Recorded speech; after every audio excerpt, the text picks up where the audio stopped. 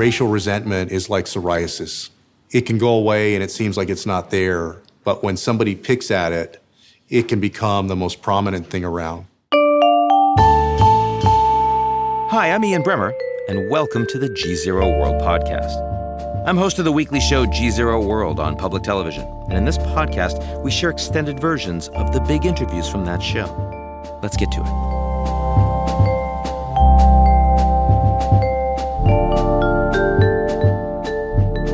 The GZERO World is brought to you by our founding sponsor, First Republic. First Republic, a private bank and wealth management company, understands the value of service, safety, and stability in today's uncertain world. Visit firstrepublic.com to learn more.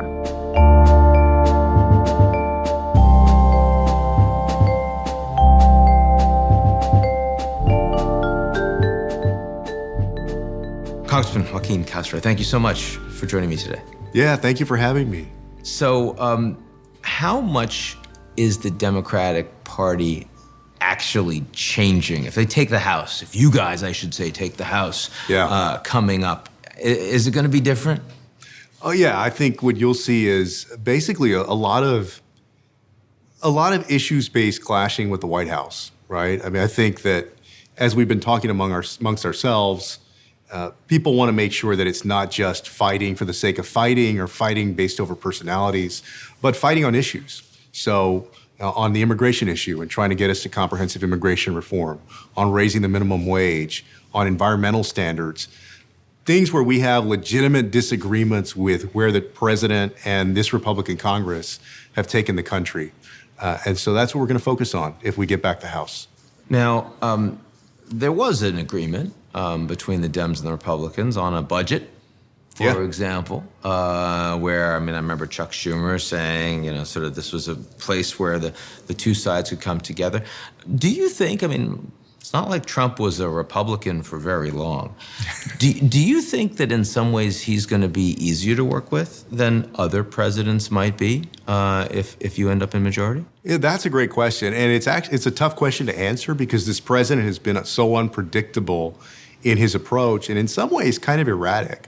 So it could be that he's going to be a Republican president, and if there's a Democratic Congress, that he finally becomes the deal maker that he has kind of professed to be.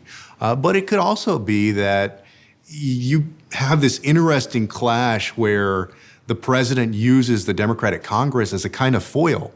And politically, he's very good at using people and things as foils. You think about the fact that he's still kind of bashing on Hillary Clinton, for example. So I don't know. I don't know for certain which way he'll go, but I gotta suspect that it's probably the latter, that he's going to try to make political hay out of what Democrats try to do in Congress. So unemployment right now is as low as it's been in my lifetime, since 1969. How's the economy feeling in Texas right now? It feels as though we've almost achieved full employment when you talk about it in economic terms, but it also feels to many people as though their careers and their lives and their jobs have stagnated, as though their wages are not going up very much. A lot of people don't see a career in the jobs that they're in or room for growth in those jobs. So when I talk to people in my hometown of San Antonio, in my district, there's still a lot of anxiety about the future, Maybe they're able to pay the bills, they're able to put food on the table, but where is this all going? 5 years from now, 10 years from now, will I be able to earn significantly more on the course that I'm on? Immigration issue. Yeah. On the ground, in Texas. You come from immigrant stock yourself, and not so long ago. Your grandmother, if I understand. Yeah, my grandmother came here as a 6-year-old orphan in 1922. Immigration issue is, on the one hand, an enormously explosive one, can blow up in your face. Yeah. Both sides believe they have absolute truth. Yeah. How do we possibly bridge that divide? I think there's basically two core components, I think, to a successful agreement. On the one hand, because it's a compromise, you're going to see increased border security of some kind.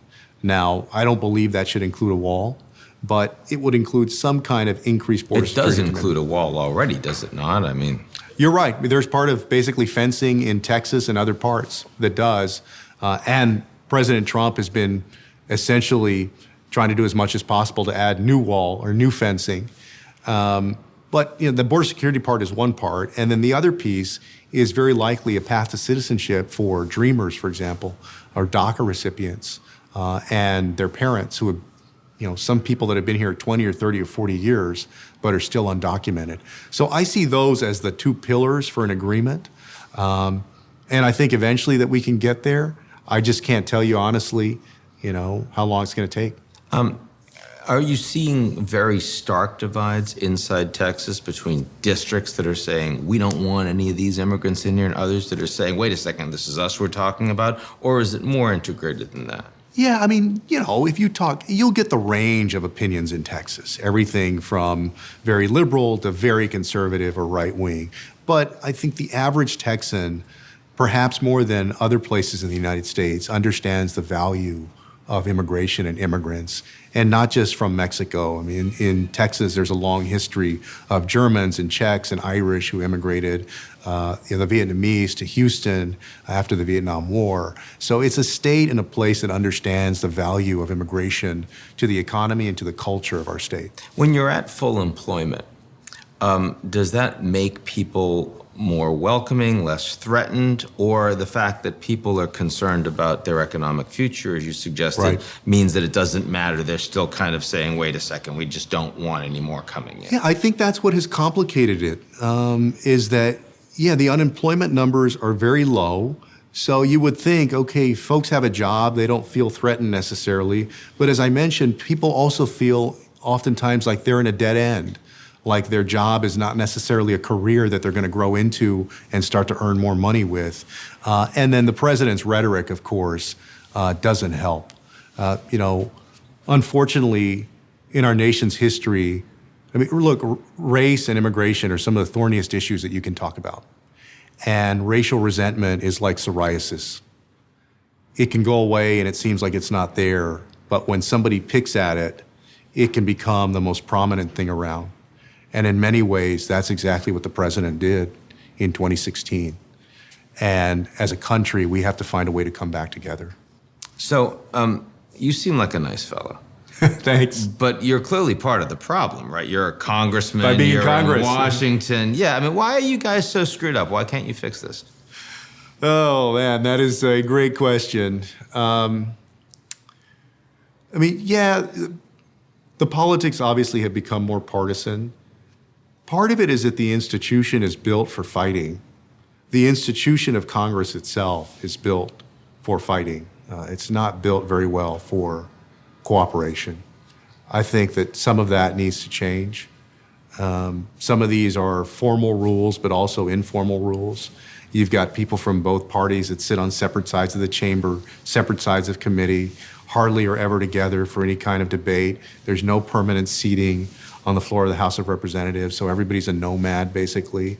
I realize that what I'm saying is not going to solve every single problem here or suddenly make people the most united that you'll find. But when you reach a point where we have in our country where things do get very divided, then you need to use every tool available to try to bring people back together. And I think it's time that we examine the institution of Congress, the Senate, but mostly in the House of Representatives, to try to do that. So now that there's a NAFTA agreement that at least has been approved by the governments themselves, that the Europeans and the Americans are negotiating rather than expanding tariffs on automobiles, for example, does that make you feel more comfortable that we're heading in the right direction vis-a-vis China? It does, actually. I have been saying since President Trump took office, and he was clear as a candidate and as president, that he was very critical of NAFTA. And Texas does the most trade of any state in the nation, so NAFTA has been very important for us. But it was fair to take a fresh look at the agreement. I always saw the renegotiation of NAFTA as a bellwether as to whether this administration would be willing or able to pursue other free trade agreements, multilateral or bilateral, because there's talk of doing one with Japan now. And so to the extent that he can seal the deal on this, then I think that it may be a good sign that perhaps there's more to come, and that these trade agreements will be improved upon what they once were before. So what I'm hearing from you is this deal comes down in Congress 2019. You'd be an enthusiastic vote in favor of passing the new NAFTA. The improvements that I've seen so far are promising. It just came out recently, so I've got to go do my due diligence and talk to my constituents and businesses in San Antonio, and of course, labor. But yeah, it looks like they've made some good improvements on it. I want to ask you about Russia. And maybe one question is, what do you think we should do in response to what has been seen as Russian engagement, interference in American domestic affairs, which we had a hard time dealing with under Obama. Yeah. We're having a hard time dealing with under Trump. Yeah. I know you discussed this in committee. Yeah. What do we do? There's a few things that we need to pursue right away. The first one is domestic. I was surprised to learn that there is not a single federal law that requires even a basic level of cybersecurity protection for our election systems, for the counties or states that administer our elections. And I can't find a single state law, although there may be one out there. So we have to get our own house in order and establish a basic standard, work with the half dozen vendors who sell these electronic voting machines, get a paper trail on there so that we can verify how somebody has voted if necessary and with their permission. So that's one part. The other part is we need to move closer, and I just saw this recently that NATO is doing this, and the United States seems to be committed to it, moving closer to mutual cyber defense. The ability together as countries, close allies, respond in concert, if necessary, when one of our countries is attacked, and having both a defensive cyber capability and an offensive cyber capability. Now, in some discussions that I've had with folks from other countries, especially when you start talking about offensive capabilities, they tend to get a little bit nervous, and they think that you might mean, well, if they interfere with our election, we're going to launch a missile over. That's not what I'm describing. What I'm describing is the best cyber defense, but also being able to respond, if necessary, offensively in cyberspace. What would one do? Interfering with Russian elections is not exactly useful as a cyber response. No, you're right. And I wouldn't necessarily see that as a response, but I think that there's a mutual response in terms of denial of service and other ways that we can affect commercial traffic in countries with our own cyber capabilities. And just like you have sanctions that are applied to a country, I think in the same way you could have cyber sanctions that are applied to these countries. Are you worried that, if the United States starts denying service, that you end up creating by default or moving even farther towards an alternative system? We already see that the Chinese internet, for example, Sure. Really is very different and controlled by different companies, different data centers than we have in the United States. Do you think that we would hasten that if Yes. That's definitely a concern. That's something that we've got to take into calculation. But I also know that we can't simply let Russia or another country be so aggressive in messing with our elections, interfering with our elections, and then lay down and basically do very little. I know that we've done sanctions, we've sanctioned individuals and so forth, but as far as I can tell, there's no indication that based on what we've done so far, that Russia is going to stop doing what they've been doing. What if the Dems take the House? What do you think the House is going to look like? What's the Judiciary Committee going to look like in terms of investigations around Russia and more broadly?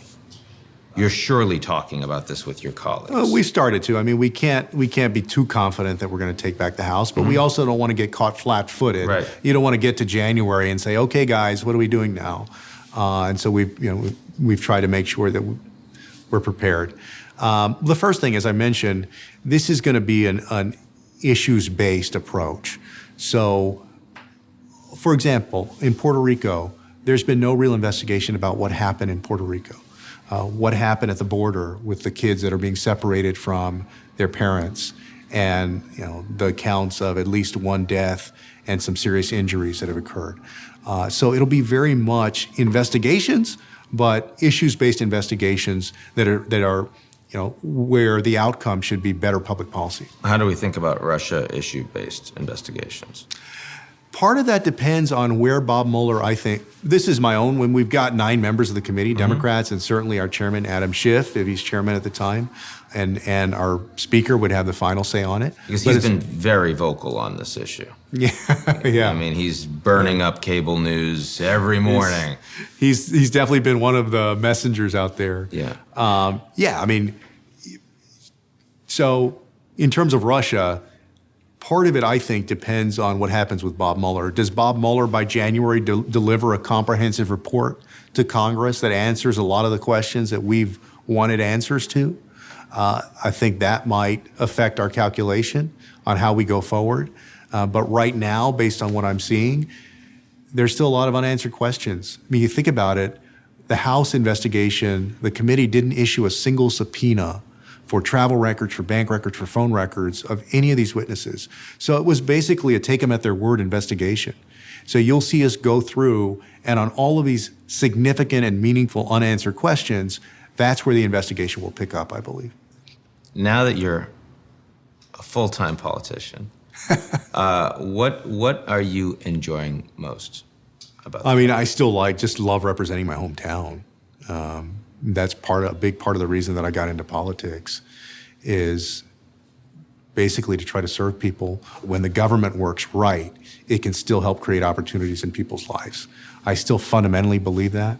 And you see a long career for yourself, God willing, in public service? I don't know. I'm going to keep doing this for a few years, but I don't think I'll be around doing it in 20 years. There are other things that I want to do with my life. You heard here first, Joaquin Castro, not for president. That's it. You can put that down. That's for sure. So few people willing to be on public record. Thank you for that. And good to see you, my friend. Thank you. Thank you. That's our show this week. We'll be right back here next week, same place, same time, unless you're watching on social media, in which case it's wherever you happen to be. Don't miss it. In the meantime, check us out at GZEROmedia.com.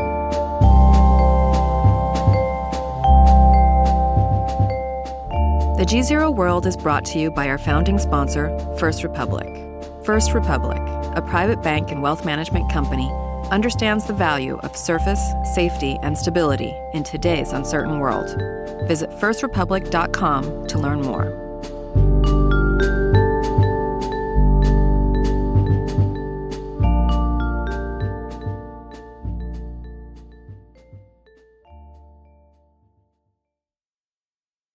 You're listening to the GZERO World with Ian Bremmer podcast, your weekly geopolitical deep dive into the world's biggest news stories, featuring in-depth conversations with global leaders and newsmakers. To get more of GZERO's insights on global politics every morning, sign up for our free newsletter, GZERO Daily, at GZEROmedia.com.